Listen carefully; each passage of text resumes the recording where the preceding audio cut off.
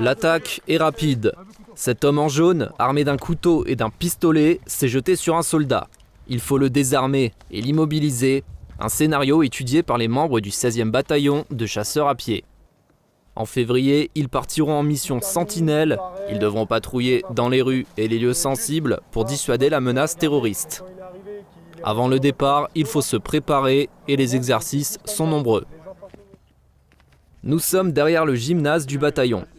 Et le caporal-chef de première classe, Louis, entraîne les recrues au TIOR, technique d'intervention opérationnelle rapprochée.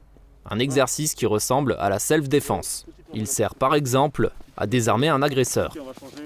C'est pas une technique violente, mais ça nous permet de maîtriser la personne au sol directement. Dans les bâtiments, cette compagnie apprend les gestes qui sauvent.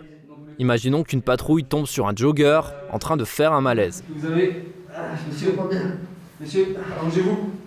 Ici, on n'utilise pas les mêmes soins qu'en zone de combat. Sur un civil, les soldats ont seulement le droit de pratiquer les premiers secours, qu'on appelle PSC 1, comme nous l'explique le caporal-chef Karl. Pour des questions juridiques, on pratique avec des gestes précis pour essayer de maintenir la personne plus facilement en vie. Pour un accident de la route ou une personne qui fait un malaise dans un commerce ou sur le bord de la route, on pratique le PSC 1, qui est le premier secours de niveau 1.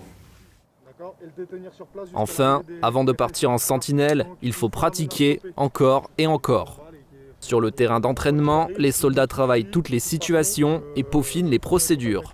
Chaque geste, chaque réaction doit devenir un automatisme. Pour les soldats, c'est une répétition générale. Ils connaissent déjà les techniques vues durant cette préparation.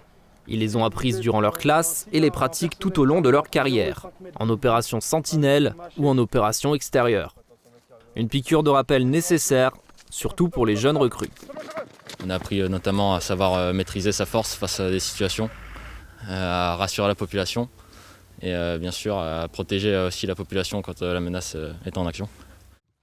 Le départ pour Sentinelle est pour bientôt. Les membres du 16e bataillon de chasseurs à pied connaissent leur mission, surveiller, protéger et dissuader.